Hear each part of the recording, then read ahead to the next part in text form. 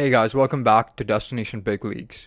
After quite a while, I've finally decided to start my podcast back again. I really enjoyed it when I was doing it back in university. So, in today's episode, I got my friend Thomas Zhao, who's a former software engineer at J.P. Morgan and spent some time at a startup that pertained to the creator economy. Currently, he's the CTO of a company called Cognitive Talent Solutions, and we had a really interesting conversation. We talked about generative AI, we talked about the creator economy, and had some interesting app ideas. So stay tuned for this episode. And yep, we're going to be uploading Destination Big Leagues every week. So stay tuned. Welcome to Destination Big Leagues. In today's episode, I've got Thomas Zhao.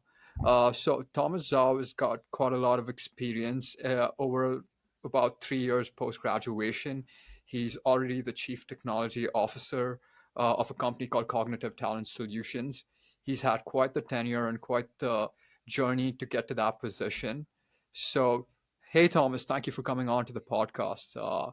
You know, I would love to learn about your professional work life and how you've kind of reached the point of becoming CTO so young. Thanks for having me on, Ronak. This is really cool. Awesome. Yeah, so I'm a software. I was a software engineer at J.P. Morgan, um, as well as a startup called Fanhouse. One giant corporation, another scrappy little startup, and so yeah, that's been my background so far. I also went to Penn State with Ronak. We uh, we were in the same data science program, so that's a little bit about my background.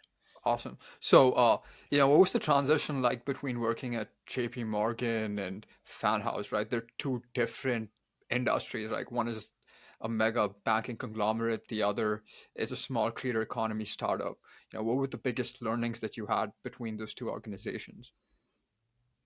hmm Yeah, honestly, my J.P. Morgan, that was my first job out of college, and so I I really didn't know, what that sort of corporate life was like. So going into it, um, yeah, I just wanted to see how it was like, just as a first job, and it was nice. They had a nice campus down in Delaware.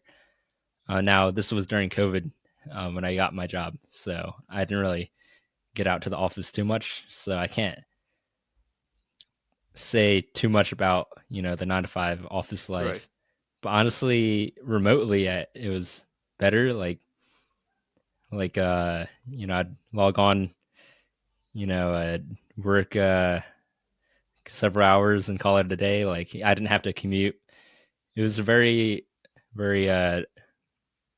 simple life, I'd say. Like R- nothing too complicated, which is not what I could say about working at a startup. Right.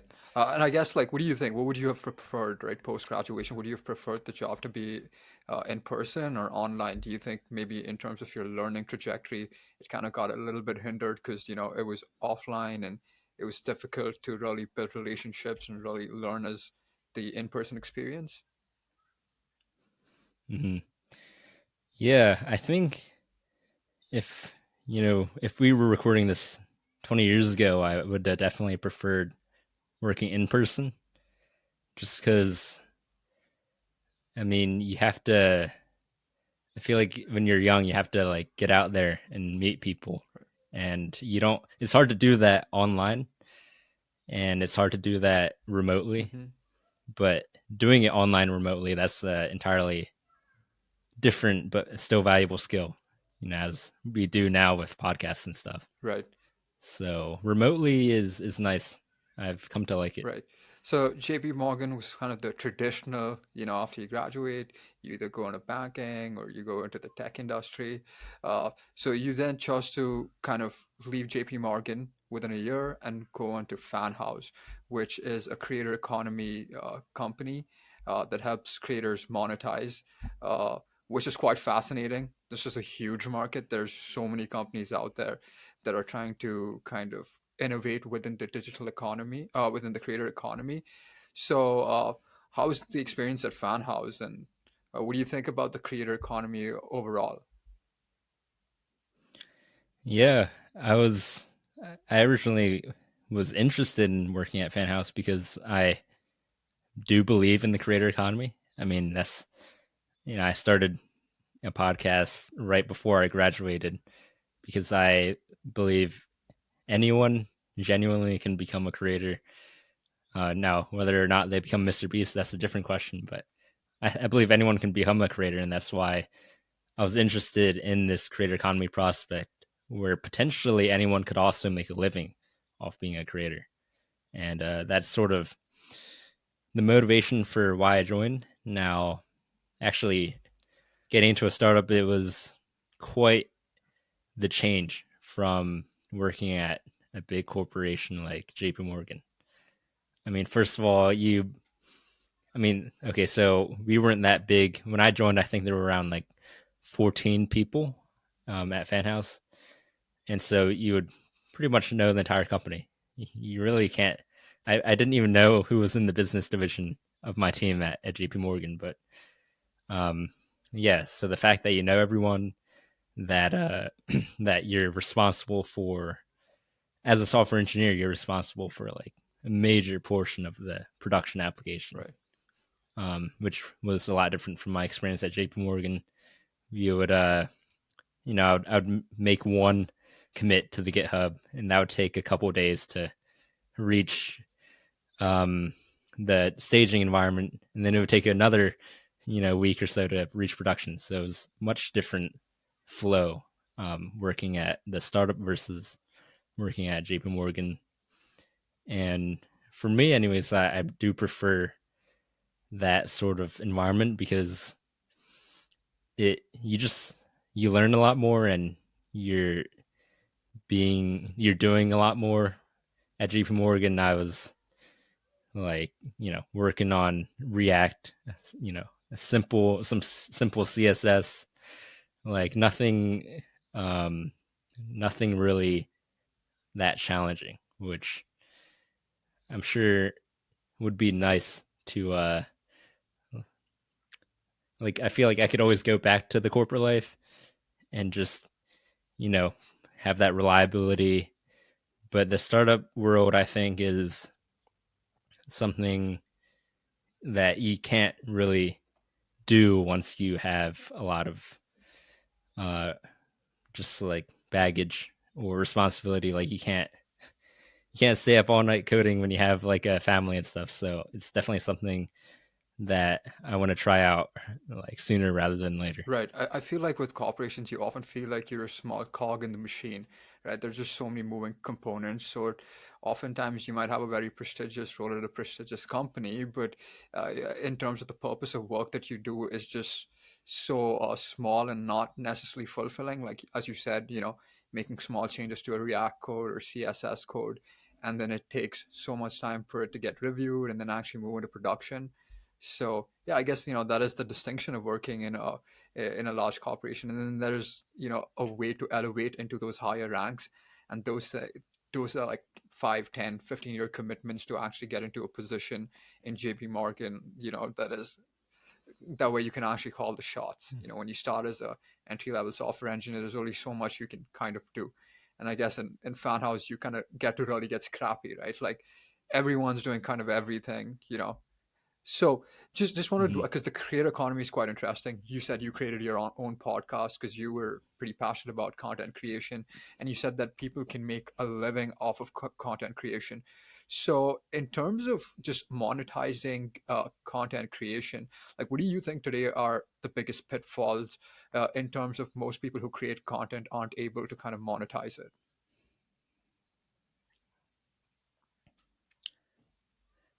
Okay, so let me try and understand your question. What do you mean by pitfalls? Like, In terms of what are the hurdles that people often face where they build content for a certain period of time and they kind of give up, they're not able to monetize it in terms of from a technological stack point of view, right? Like what do you think are some of the key innovations where more and more content creators can get monetized, right? Like for example, YouTube, you need I think 1,000 subscribers, I think 4 hours of 4,000 hours of watch time or something like that. And there's just so much like mechanisms that kind of have to get sort of restructured in terms of sort of small time content creators to get monetized. So what do you think? Like, how does those things shape up? Hmm. I see. Yeah, I think the biggest hurdle is not the technology. I think technologically we have more than enough to be content creators and potentially gain traction and monetize it. Um, Now there are ways. I have some ideas how we could make that easier for content creators, but ultimately the biggest hurdle it comes down to whether or not like you want to create content and do it professionally. And I say professionally as in taking it seriously, like a job, like something you return to every day. Because that's, I mean, I've seen working in the creator economy world that you need that level of dedication if you want to gain any amount of traction online. And it's not just, I think a lot of creators make the mistake of just publishing their stuff and just hoping like the algorithm will catch it. Like um I read somewhere that every tweet you make is like a lottery ticket. Like some people have that mentality where they can just put stuff out there and expect, returns eventually. And maybe you can do that. But I think the successful content creators that I've seen really put a huge amount of time into like doing the things that are unscalable, like manually reaching out to fans and audiences, telling them about your new work or your new podcast or whatever. Just a lot of manual outreach, and it's more. I think successful content creation is also about successful relationships, um, in the online space, like having active engagement with other creators or just being active on social media, um, commenting, that sort of thing. And yeah, that's what it takes to build a strong audience. Just a lot of dedication and, Right. frankly, manual work. Right. That, yeah. So what was Fanhouse basically trying to achieve in the creator economy to help them monetize? So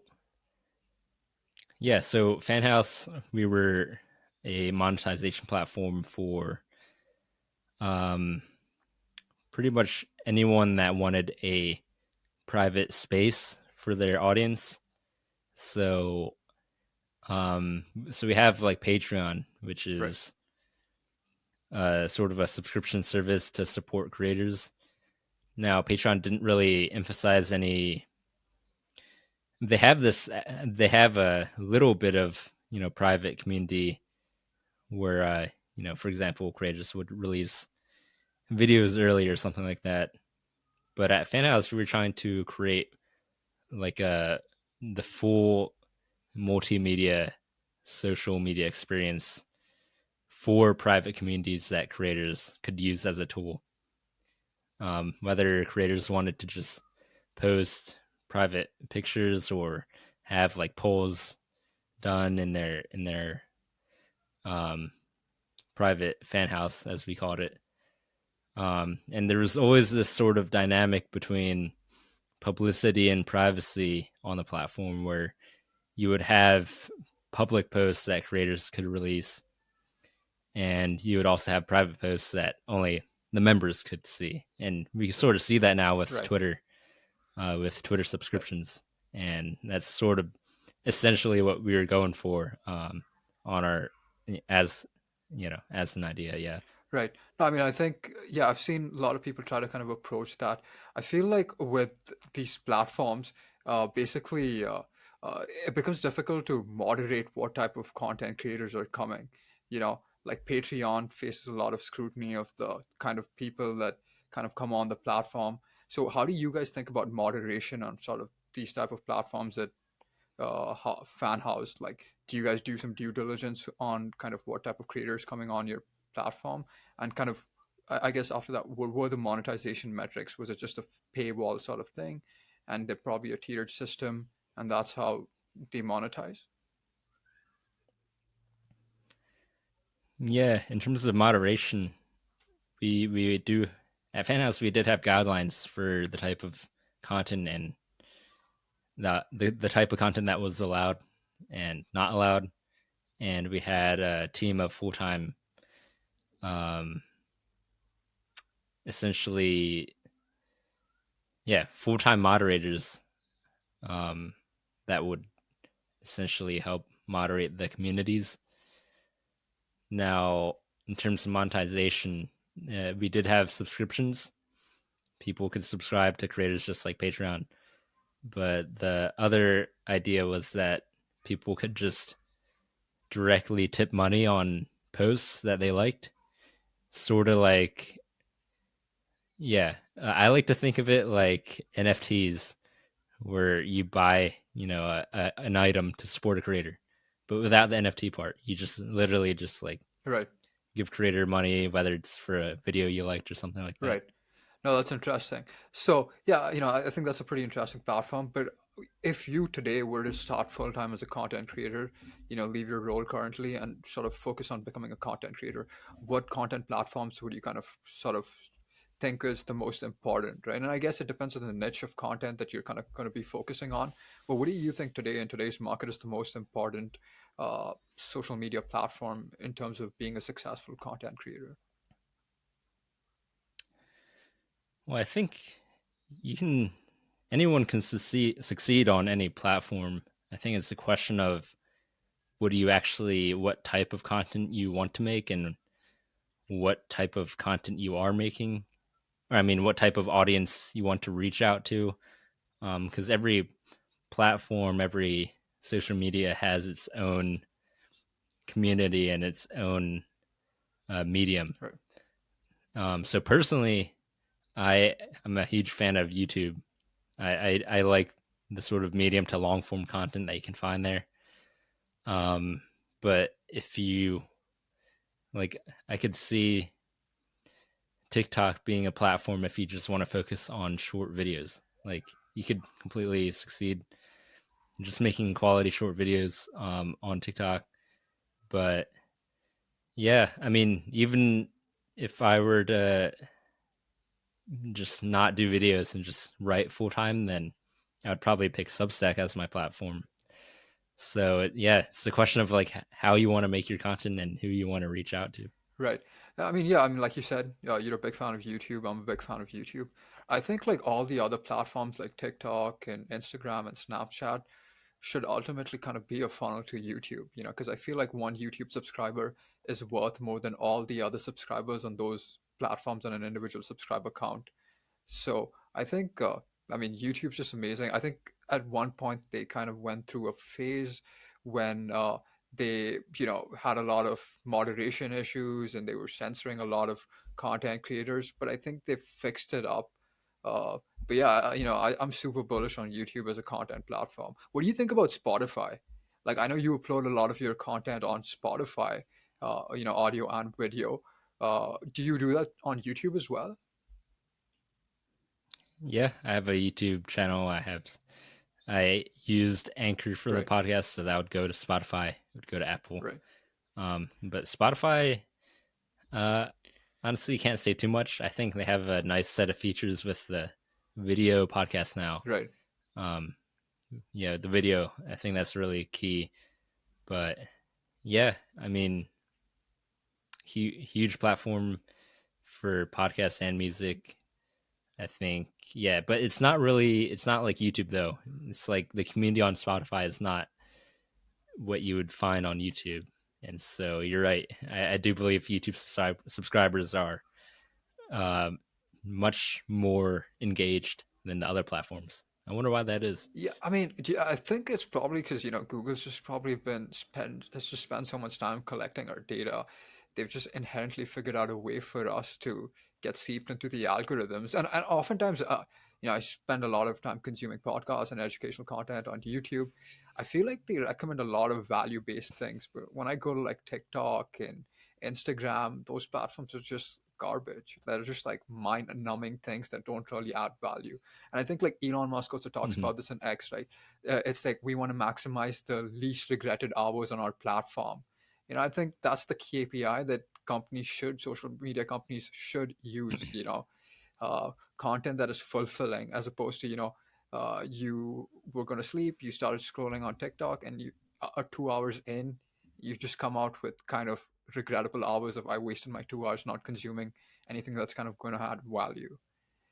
And then I guess the key distinction Hmm. between YouTube and Spotify is, Spotify does a good job of transition transitioning YouTubers to get a big bag and go on to their platform, but YouTube just has such distribution power, right? A Google search on a video, the first couple links are going to be to a YouTube video. The thing about Spotify is it's kind of siloed, there's a monthly subscription fee that you got to pay, and and then I feel like discoverability is just not as good as YouTube. Hmm. Yeah, that's one of the big challenges we face at Fanhouse too. The fact that it's hard to grow an audience as sort of a siloed platform, Right, and that comes with the problem of lack of discoverability. right. So TikTok was kind of a couple years of that came out a couple years ago. Well, it was Musically formerly, and it's kind of the up and coming. Well, it's already an established platform. What do you think? What is the future of sort of, if you had a brainstorm, what do you think the next social media platform is going to be like? We know that the trend is heading towards short, viral, sensationalist, highly engaging, dopamine boosting content. What do you think the future of the next generation social media platform is going to be like? Well, I think the future of the next social media platform is going to be focused on providing real long-term value. And think you think about the platforms that you're going to be using in 20, 30 years. Like, I don't know if I'll still be scrolling TikTok. I hardly do that Right. now. But I do think I'll still be using YouTube.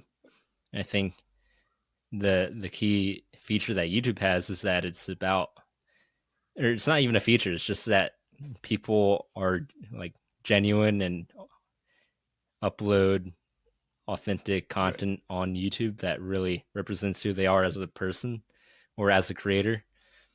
And I think the future platforms are going to sort of focus on the people aspect of social media Hmm. because we already have content. We have more content than we'll ever Right. consume. But what actually gives value to people? Right. The content will give value to people for a few seconds.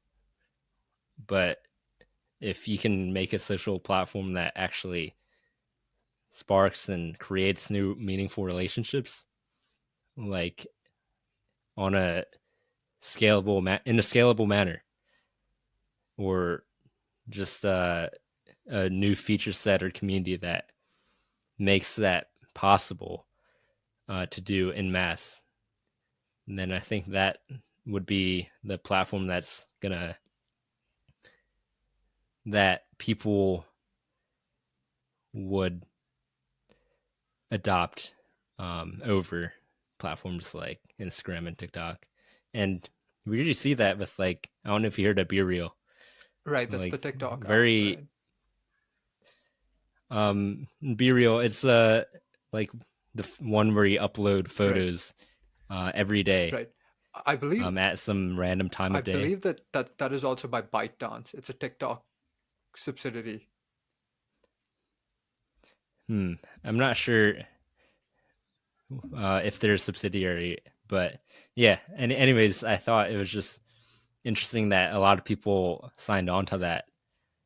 Like, why would people sign on to that? And I think it's because Be Real focused on the real connections that people have and sort of tried to create a feature set that provides value for the existing connections in people's lives and not just like meaningless content. Right. And Right. so, yeah, I think the feature is going to be centered around human relationships. So I don't know if you've heard of these platforms called like Kick, Rumble. Well, Twitch is pretty famous, but a lot of streaming platforms are kind of getting quite notable. Rumble. I don't know if you've heard of it. It's kind of a competitor to Hmm. YouTube. Do you think it's a good thing that YouTube faces competition, which kind of forces innovation? Like, what are your opinion on those alternative platforms? Do you think we will have like kind of multiple channels, like multiple social media platforms, or do you think just YouTube's just going to capture all the market share?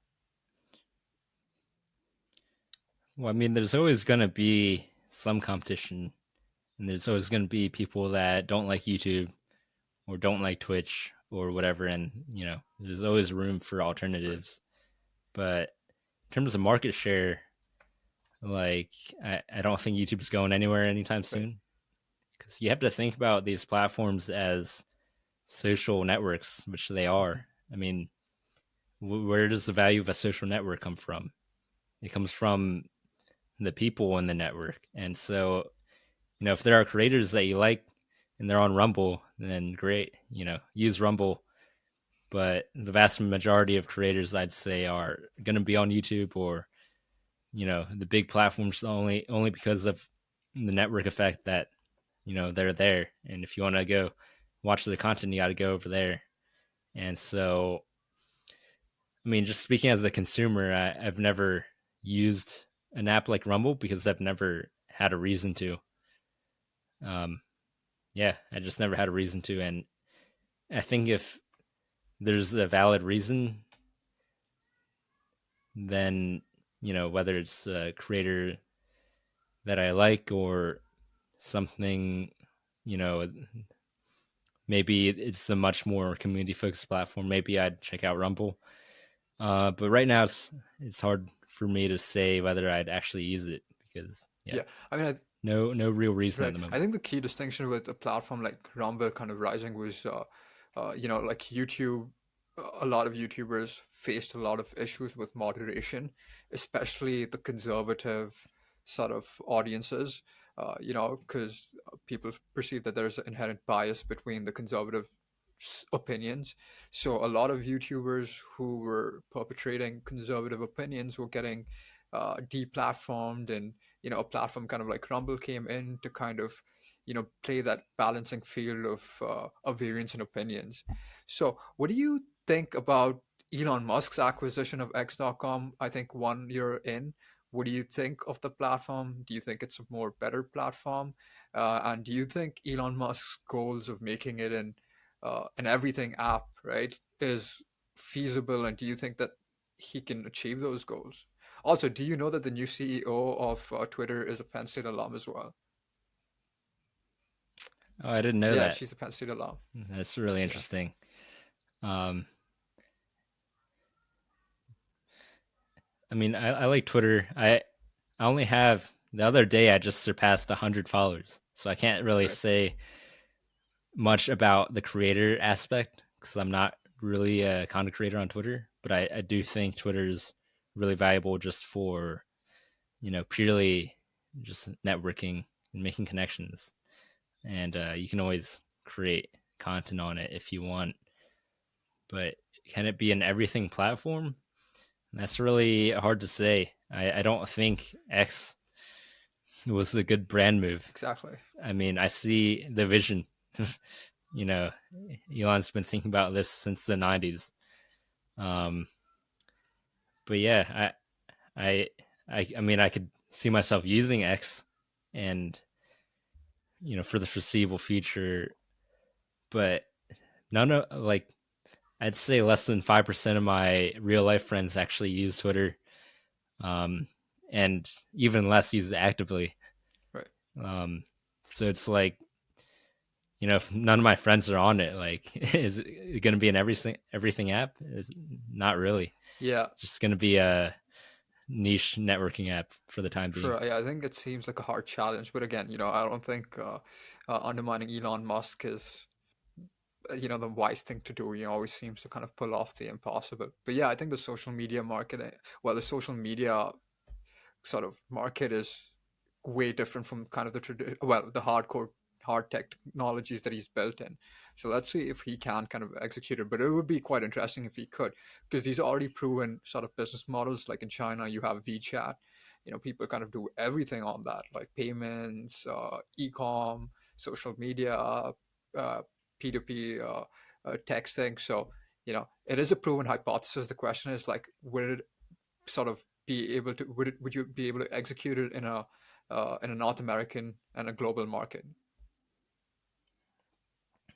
Yeah, I think the North American and generally speaking, the global market are way too fragmented and polarized for any WeChat style app. I agree. I mean, it's just you have people, creating Rumble because they're getting kicked off YouTube. Like, you really think people are gonna get together for X or any other Twitter style app for that matter? Like, Twitter's even more polarizing than YouTube, I'd say. No, I'd agree. So, um, yeah, very skeptical on how we could make that happen. No, yeah, there is definitely quite a lot of challenges, in just terms of getting people on board on one kind of boat.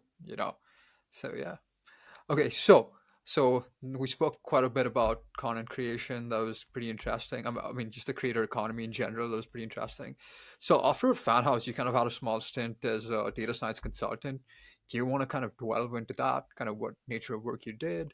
How did you get clients? What platforms did you use to get clients? Hmm.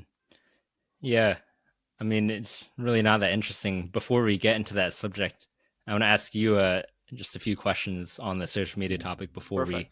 we leave that entirely. I mean, we were speaking about the future of social media and what the next gen social platforms look like. My question to you is like, first of all, what makes you want to create podcasts? And second of all, do you see yourself like using any of the existing platforms for your lifetime, or do you think is still a platform that hasn't been invented yet that you might see yourself adopting in the future? Yeah, I mean, I personally think I will probably be a lifelong user of YouTube. I think YouTube's immensely valuable, but I guess it's always going to be sort of the political sentiment that decides how, uh, how sort of YouTube moderates, right? And at that given time, what the sort of collective uh, sort of ideology is of the employees at YouTube that decide what content is up and on. I think YouTube has done a good job of rectifying some of the mistakes they did, like in the 2016 era and then 2020. It was a highly polarizing time in America. And I think there was just a lot of censorship of sort of conservative opinion. And I think YouTube has definitely done some attempt to course correct because they saw that there was other competition evolving. In terms of answering your question, is me personally being a content creator, uh, the purpose for me to start the podcast was, I think once you, because in university, especially when you study in a university like Penn State, there's just people from so many different backgrounds, so many different cultures. You really get to widen your horizon and have really interesting conversations, with different people. But I feel like once you get into a corporate culture, you kind of silo yourself, right? If you're a consultant, you dress up in a suit. If you're in the tech industry, you might wear shorts and a plain tee, like so your thinking gets just very uh, narrow-minded. I think a podcast is a good way for me to kind of talk to people I traditionally wouldn't have talked to. Just The other thing is a networking effect. Trying to broaden my network effect, try to talk to people with different opinions, and that's how I see it. I don't know if I really want to kind of make this my full-time job or my full-time role, but I think I'm pretty interested in society and culture, and then the intersection of how technology plays a key role in that. I think those are things just for me, that's personally really interesting about creating a podcast. And then from an audience Hmm. perspective, right, like you shared us some interesting things, so it's kind of ideation, idea sharing. And if someone listens to something that you say that's pretty interesting, and then he's like, hey, there's a market for this, I should go and pursue a business, then you've provided someone value. So that's kind of how I see content creation. I guess I'd pose the question to you Hmm. as well. You run a podcast called Principal Components by Thomas Zhao.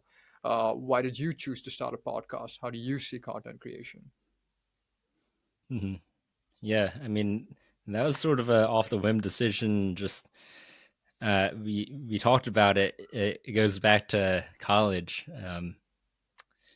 Uh, I've I feel like, I mean, this is just what I think.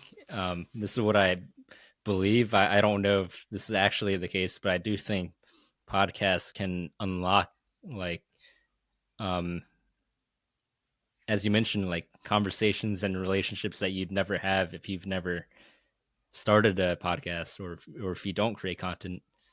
And so to me, it's like, why create a podcast? Well, first of all, it's not that hard. You just record yourself, and second of all, it could lead to all sorts of things that you could never have imagined without content creation. And so that's sort of my ideal, making podcasts. Um, as you mentioned, networking, that's one advantage of podcasts. But um, I wanted to ask, so I went part, I went, so I didn't actually leave Fanhouse entirely. I started working part time for them as a consultant, sort of contractor role. And the reason I did that was because I wanted to explore other ideas for like a creator economy or creator platform in general, that I just didn't feel like Fanhouse was going in the right direction of. And that was my motivation at first for leaving my full time role at the startup. And yeah, so I worked for them part time. I also worked for another ed tech company called SmartPass. Um, Actually did a podcast with the one of the co-founders at SmartPass. So that was another uh, company I worked with. But in the meantime, I've just been doing a lot of brainstorming and thinking of ways the creator economy, or like what the next gen social platform looks like, as we've been discussing. And one idea I had was like, what if there's a platform centered around conversations like the ones we're having right now, like a social, like a Facebook sort of for podcasters, but also a Facebook in the sense that anyone can be a podcaster and anyone can record conversations, and having that social network built around conversations rather than just having them floating out there as like a YouTube video or a tweet. What I imagine is, like, what if there's a platform where literally every connection is a conversation like this? Like, instead of seeing someone's followers and like friends and stuff, you would actually see like everyone they've had a conversation with. Yeah, I think And you could actually listen to it. right. I think that's pretty interesting, because oftentimes some of the most interesting conversations tend to be when you're just casually lounging with your friends, and you kind of happen to you know go through an interesting topic. Maybe it's like 1 or 2 a.m. You might be talking about, I don't know, like some philosophical ideology that you guys are interested in, and you guys come with some interesting learnings and findings, and those are always kind of the most interesting things of having conversations with your friends. So I think Clubhouse kind of serves the purpose in some aspects. What do you think about a platform like Clubhouse? Do you think that kind of, like, how do you see this product being differentiated compared to what Clubhouse is trying to achieve? I mean, Clubhouse is about the stage, right? The group Right, conversations, and it's just like Twitter right. Spaces, right? Or like a giant Discord chat.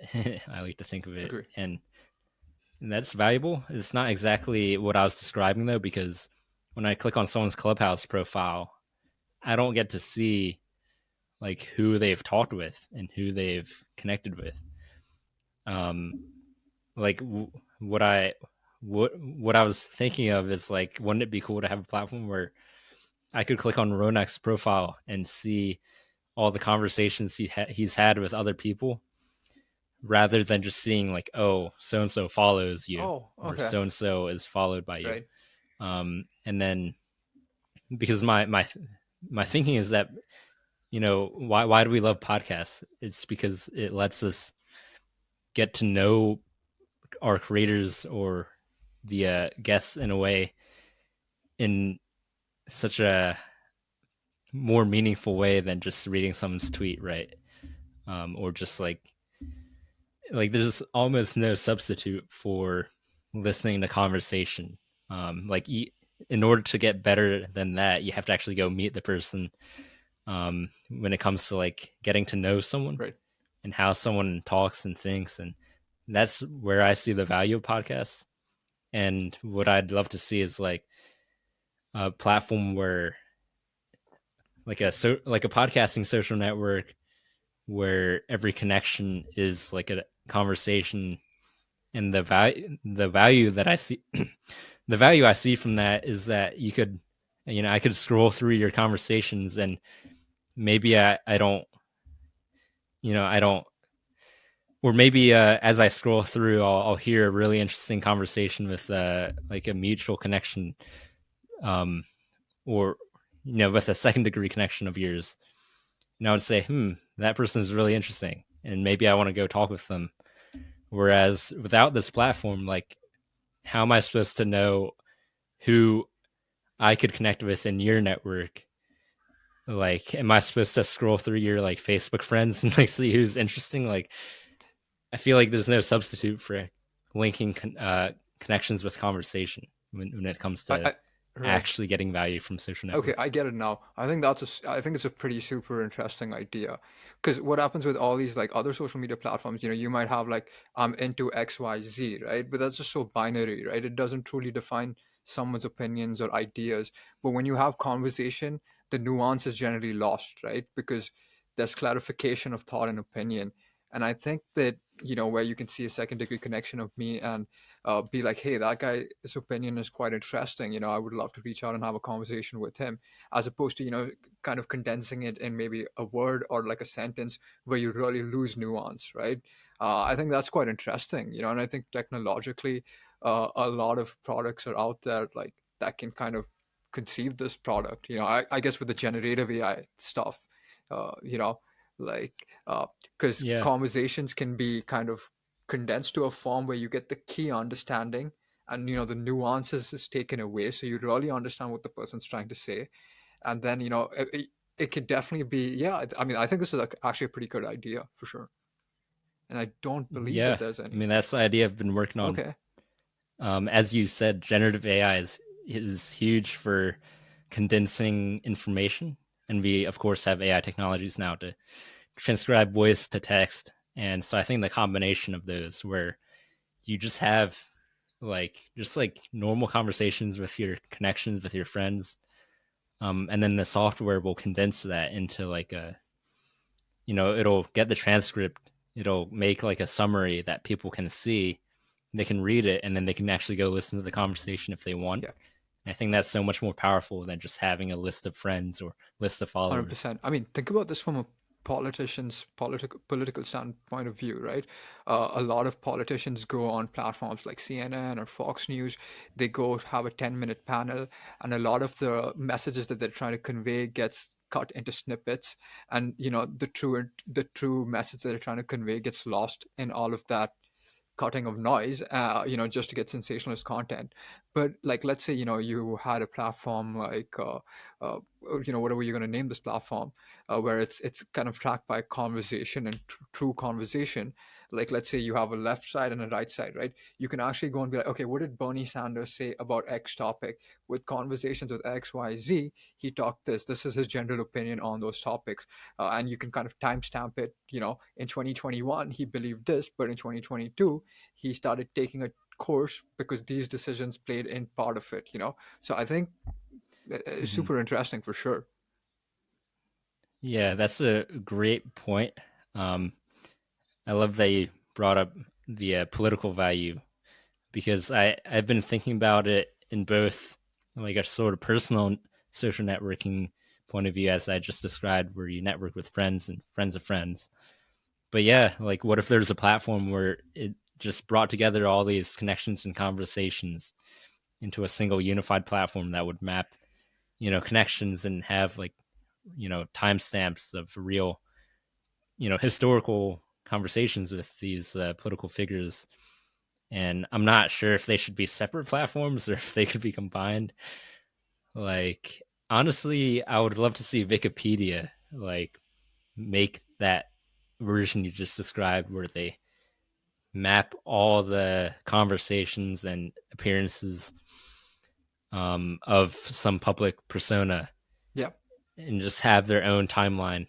So you could and have the summaries of those public conversations or whatever, so you can scroll through that. I would love to see Wikipedia do that, but it could be an interesting startup idea too. 100%, immensely important. And then I think one of the things that comes up is kind of verification and validation of those opinions, right?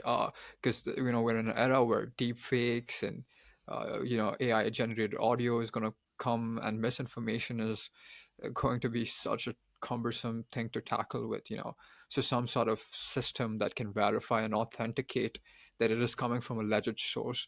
I think that is another component. If Mm-hmm. this platform that you're kind of trying to imagine can pull off, will be tremendously valuable. Yeah, I think personally, I mean, obviously it would be great if everyone had their own like encryption keys and just signed every piece of content that they've ever been on. But until that happens, I think the second best option we have is just, what have people, or like, what have real people seen? What have real people been a witness to? And obviously, you're a witness. I'm a witness to this conversation. But even for these like political conversations, like, when Bernie Sanders goes up on a stage, you know, there's a huge audience. Like that audience can verify that that meeting happened. So I think these historical events, they could be subject to deepfakes, but I think it's very hard to fake history. True. Like when you have a body of people that are actually in a certain situation, you could just, they could tweet about it, they could talk about it. Um, it's very hard to deep fake something that real people are involved in. Right, but then we got to understand that all the consumption of all this information is on social media platforms. People have limited attention spans, and people come up with an inherent bias. So once those inherent biases are fulfilled with the content that is manipulative, they already kind of shape their perception. And that's the key challenge. And then in terms of verifiability, the key challenge in real life, it's easy to kind of determine if someone's authentic or not, more or less. But on the internet, it's a whole different ball game. Like I got the X premium subscription. I've just noticed that there are more fake accounts now on the X subscription. Like verifying someone on the internet is a whole nother technical challenge. you know i I Yeah, don't even feel yeah, like yeah. platforms like The YouTube or Twitter or Facebook have done a good job, and these are companies with the best engineers, uh, the best technical capabilities, and they struggle immensely with sort of moderation and fake accounts and stuff like that. Well, I think they struggle because these platforms were never designed from the onset to deal with matters of historical truth. I mean, think about it. These are just, Mark Zuckerberg was in his Harvard dorm trying to hack together a way to let people post on their timelines and stuff. Like, Instagram was just a photo sharing platform. Like, these are just technological platforms that people can use in whatever way. I think if you want a platform that actually handles the verification of events, then you have to design it from the ground up to be that way. Whether it's people literally, creators or political figures would literally verify that, oh, yes, I did indeed, have this conversation with so and so. Or you could do it like people that were at an event can like verify that this really happened. There's not really that sort of system on Facebook or Instagram or any other platform. Like they weren't designed to have verification in their Right. DNA. They're just like software, platforms, post your videos, watch videos. That's pretty much the limit of their design. So yeah, I wonder. There's definitely some potential, I think, for improving social platforms in that Right. respect. No, I mean, I think this is a super interesting idea. If and when you build this platform, I'm definitely going to be one of the first users on this platform. And maybe then you can come back on and talk about the platform. I think it's going to be super interesting to see how you could potentially pull it off. Yeah. Uh, Could I get your feedback on some name some ideas? name ideas, maybe off the call. I don't know. I'm not too good at coming Okay. up with names off the cuff, but we can Okay. figure something out for you. Awesome. Okay, so that was actually a pretty fascinating conversation with just the creator economy, right? Uh, so now just moving into kind of the data consulting kind of bit, because a lot of people within the data science kind of field are just super interested about the consulting roles, right? There's just so much opportunity. Like, I've been part of this AI accelerator. Like, there's this thing called like AI automations, building chatbots that leverage generative AI. There's a lot of robotic automation, process automations. There's just so much opportunity right now, right? We're transitioning into a generational technology. So many people are looking at potential ways to kind of become independent data consultants. How did you kind of get into that? Why did you choose to do something like that? And yeah, Hmm. Yeah, I mean, I can't say too much. I only did it for a couple right. months, and part of it was part time for my former Okay. employer. Part of it was helping out, friend startups with their own data projects.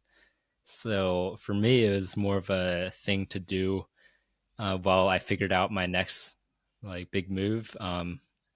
Now, would I be a full time consultant? It's hard to say. Yeah, it's definitely nice having your own schedule and you know having your own rates and stuff. But as a consultant, for me, my sort of it's not really a complaint, but the reason why I don't see myself going into full time consulting is because you never really own anything you produce. You don't own the fruits of your labor, so to speak. Whereas in a startup, you do have equity. There's that equity component. I'm sure there are consulting roles actually with equity involved. So yeah, I'm sure it's definitely possible. But yeah, how you get those roles, I have no idea. Because as far as I'm aware, it's a lot easier to just get paid a fixed rate versus trying to negotiate equity as a contractor. Right. If you had someone, maybe someone who's still pursuing a program at a university and is looking to make some side money by leveraging their data science skills, kind of what would you recommend them? Like use services like Upwork, Fiverr, or leverage their personal friend networks to kind of, find sort of these side gig roles? What would your recommendation be? Mm. Yeah, I mean, if you really need to pay rent, then those platforms you mentioned, Upwork, Fiverr, and those are definitely solid platforms. Um, and they'll give you very solid experience just um, doing data science. But I would recommend if you're not in such a immediate need of cash to first of all, yeah, reach out to your network, see if your friends are want to, or if any of your friends could use data science help in their projects or in their startups. I think helping others that you believe in, or even um, just because you're friends with someone, just helping someone with their project, I think that would be the best way to go because you never know, it could lead to something big. It's hard to say. I mean, maybe you don't have visionary entrepreneur friends, that need some consulting work. In that case, I would just recommend like finding a part time role somewhere, and that'd be better than nothing. Right. Okay. So I think it kind of hung up for me in a bit over there, but I guess I think it was just a connection thing. Okay. So that's interesting. Uh, that was decent advice, I guess. Yeah, I guess what advice I would do is probably just get. There's just so many Discord communities out there. Just go on those Discord communities, start talking to people, start sharing your skills, and you probably will find some interesting roles, and then keep kind of moving up the stack that way. Okay, so now you're Yep. currently the CTO, right? I think you're under 30. I mean, probably under 25 or something like that. Like, that's quite impressive. You've actually made it to a CTO title, which is pretty cool. Well, I don't. Yeah, I don't see myself as a real CTO Okay. yet. I see myself as like a tech guy at a startup that is trying to keep things afloat. I feel like once we raise our Series A, I'll be more comfortable saying that I'm a real CTO. Right. No, but it But is yeah, definitely quite an impressive yeah, milestone. Uh, so the company's name is Cognitive Talent Solutions. Do you want to run the audience with what exactly it is? What do you guys do? yeah. I mean, we're a B2B platform, software as a service platform. We do essentially people analytics, more specifically organizational network analysis. So we're looking at like companies' social networks and performing analysis on that and generating data insights for our clients. Um, that's essentially the core of our software business. And so my role is to make sure that all happens and that's all working as it should. And we have a lot of new features that we're trying to get out as well. Very, yeah, very busy times in that regard. Got it. So these are companies' social media footprints that you're analyzing to kind of give them an overview of Not how they're perceived or how they're projected out there. not social media. Um, so we have two components. We have active network analysis, active organizational network analysis. This is where we actually literally ask employees, like, who are you talking to? Who are you getting technical support from? Um, who are you getting moral support from? That those we ask these employees of the company directly. They'll give us responses, and then we analyze the network that's created from those responses. Oh, I see. So that's one. That's the active component. And then on the passive side, we analyze the metadata of the company's communications, whether it's through Slack or Microsoft or whatever.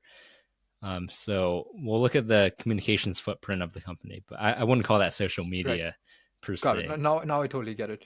Uh, that's actually pretty interesting. So you're kind of looking at just the internal social graphs of all how the way different employees kind of interact. And since we are sort of so online, there's already such a huge digital footprint, which is immensely valuable to analyze and study to kind of, I guess, better structure an organization, run it more efficiently.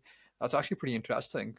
Uh, so I guess what are the Mhm. key learnings, right? So like I guess are these companies that you advise like uh, do they predominantly work from home or work online? Like what are the nature of these companies that you guys provide these services to? Yeah, I mean these are usually pretty big companies. I don't think small companies really have a need Right. for organizational network analysis. Probably when you get past like several hundred employees, this our product starts to become more valuable.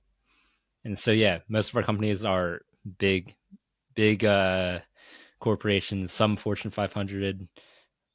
Others like we had this one client which was essentially a hospital chain, like a network of hospitals, and so we'd yeah. I mean the learnings from working with these clients is that I feel like managers and especially HR departments have a huge need to get visual insight into how their organizations are structured and how their employees are connecting. And we're trying to provide that platform for these sort of higher level executives and HR departments to take that look into their organization and see the connections that are forming that you can't see with just a simple org chart. Right. So, uh, And so, so yeah, are you getting kind of information from, I guess, like as you said, like their Slack, their Discord? What else kind of data are you guys collecting to kind of, give insights? I mean, the data is really up to the clients, Right. what they provide access Hmm. to, whether it's their Slack or their Microsoft. We'll work with what we have. Right. Um, so yeah, that's really on the client's side, what they Got it. provide. But I guess with working with a certain subset of clients, what is your recommendation in terms of what kind of data is sufficient enough to, get key insights that actually start impacting? Yeah, I mean, at the end of the day, it ultimately comes down to how employees can communicate with each other.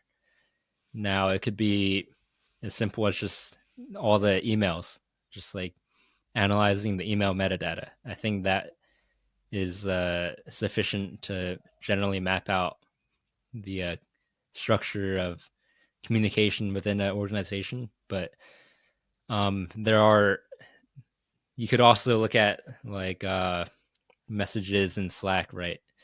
I think that's also a big component in a lot of companies that aren't really email heavy. Right. So yeah, however employees communicate, that's the sort of data that we would like to see in order to better understand how communication is happening within the organization. Right. And I guess like as a CTO, right, that shapes up the product vision in terms of the technological aspect of it. How do you see generative AI shaping the course of this technology? Hmm. Yeah, generative AI. There's so many applications that we could spend just hours talking about. In the context of social network analysis, that's much more much more limited, I'd say, because social network analysis is very much like math heavy and numbers heavy. It's not so much language heavy, and so there's definitely applications that are there. I just wonder how it could be applied to this particular business. But yeah, like just outside of this particular network application, yeah, there's a lot. We mentioned the ability to summarize conversations earlier.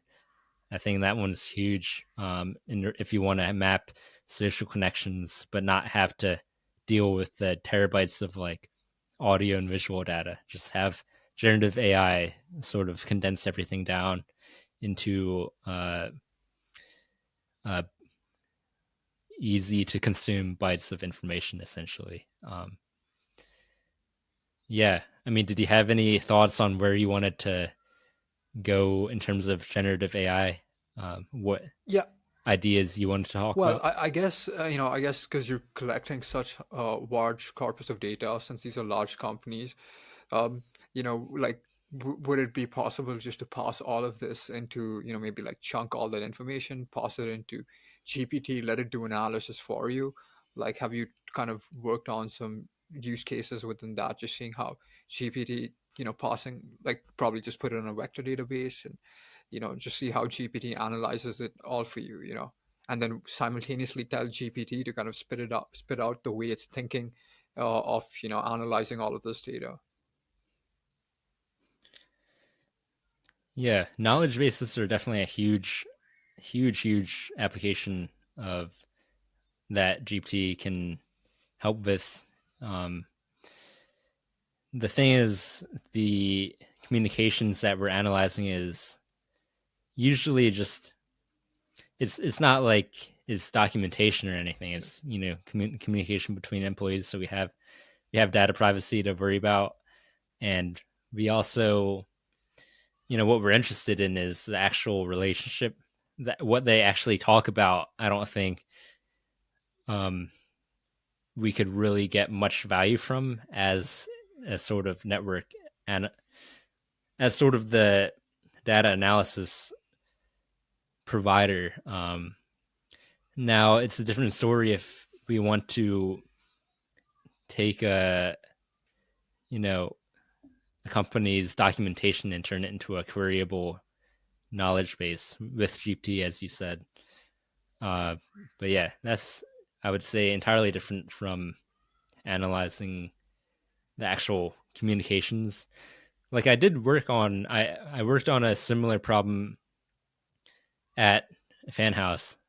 We wanted to create a feature with generative AI to let content creators better respond, or respond faster, I would say, to their fans. And so, whenever a fan would send a message, we would get GPT to come up with a response. And I think one of my findings from that was, like, yes, we could fine tune GPT. At the time, it was GPT-3. We could fine tune that on just these simple conversations between users and try and come up with better suggestions for how to respond. My finding from that was that actually, like, the quality of data wasn't that great, because most people, if you think about what most people are talking about, it's usually like sup, or like how's it going, or something simple or something stupid like that. And even in the business world, like, most emails are like, hey, like, when do you want to meet? Right. There's not really much value from a language model point of view to try and extract from that. So yeah, when I trained a model to try and predict people's responses based on previous messages, it would just be like it wouldn't be as interesting anymore. It would just be like, very simple, like sub, or some emojis and stuff like that. So uh, hopefully you get what I Yeah, mean. yeah, no, I mean totally. But yeah, I mean I think generative AI is huge. Like there's just so much potential within multiple applications. Uh, you know, and yeah, I spent a lot of time working on generative AI things, and it's interesting, especially the proliferation of just innovation over the last like 6 months to a year has just been insane. Like, I know you use Twitter, like, it's like every day someone's building a generative AI startup and raising millions and millions of dollars. Like it's quite a heated up space right now. Yeah, But I do think there's a it's lot of it's very value. insane. I feel like a little bit of the NFTs and the Web3, while there is value, like it was just too much. It was just too overblown. It was wrong. People got into it for the wrong reasons. But I do think that generative AI is here to stay, and it's definitely going to have drastic impacts in society within all fronts. Hmm. Yeah, I'm curious what you think about all those sort of virtual assistant startups, and you know so many of those now that are raising money. What are your thoughts? I mean, I think that investors are looking at an opportunity to, capture a high growth company. So a lot of people are probably going to get funded. Of course, eventually a few of them are just going to be winners. But it's interesting, a lot of people are coming up with co-pilots in different sectors, right? A co-pilot for real estate, a co-pilot for accounting, a co-pilot for finance. There's just so much that you can do by exposing these models to certain type of data types that have immense value. So the question is, who's going to win and survive? It's probably going to be a few, but investors are just putting their money in to really see, who has that capability to execute a immensely valuable product. What about you? What do you think? Yeah, I do think about virtual assistants a lot, because, like, I would love to just have a live conversation with ChatGPT. Just, I'm very disappointed that I can't ask Siri and have Siri respond in the same way ChatGPT Right. responds. Right? I would love to have that access through voice at an instant. And so one of my little projects I did was to actually make a Google Assistant app that you could ask Google to ask ChatGPT, and then it would respond. Um, and so that was sort of my little attempt at a virtual assistant app in the real world.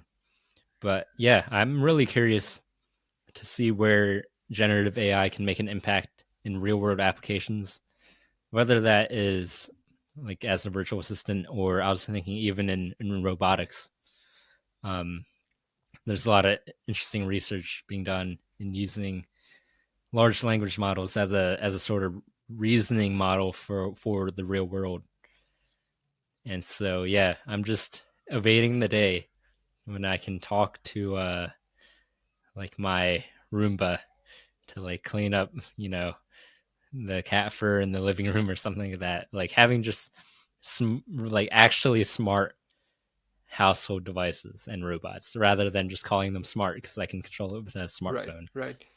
Like that would be really Yeah, the cool. smartest thing would be you wouldn't have to tell the Roomba. The Roomba will already know that, oh, there's something spilled. I gotta go clean it. You know? Like, True, but you do want to. right. Sometimes Maybe when you you're don't lonely, you want to want to talk to your let. Roomba, you know? You want to ask your Roomba how its day was, you know? Maybe not the Roomba, but yeah, that's another whole another application. There's probably dozens of startups on that as well. Emotional assistant Right, robots. right. No, it's all fascinating stuff. But yeah, we had a lovely conversation today. Is there something else you want to kind of plug? I know, so there's your podcast, Principal Components by Thomas Zhao.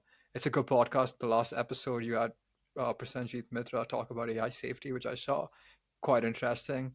Are there any other things that you want to kind of plug? Um, well, I did start a Substack recently. It's on my Twitter. It's also called Principal Okay. Components. Um, the link, the actual URL doesn't have that. It's just thomasow.substack.com. Anyways, yeah, my I was trying to see if I could put my ideas into words. Um, yeah, it's great that we had this conversation because I have a lot more to write about now. Awesome. So what I'll do, As I mentioned, I I will link all your details, go your Substack and stuff below. And yeah, please check it out. Thomas Zhao is definitely a pretty interesting person, and keep a watch on, what all things he builds in the future. Uh, Thank you so much for coming on. And yeah, okay, thanks for having me on.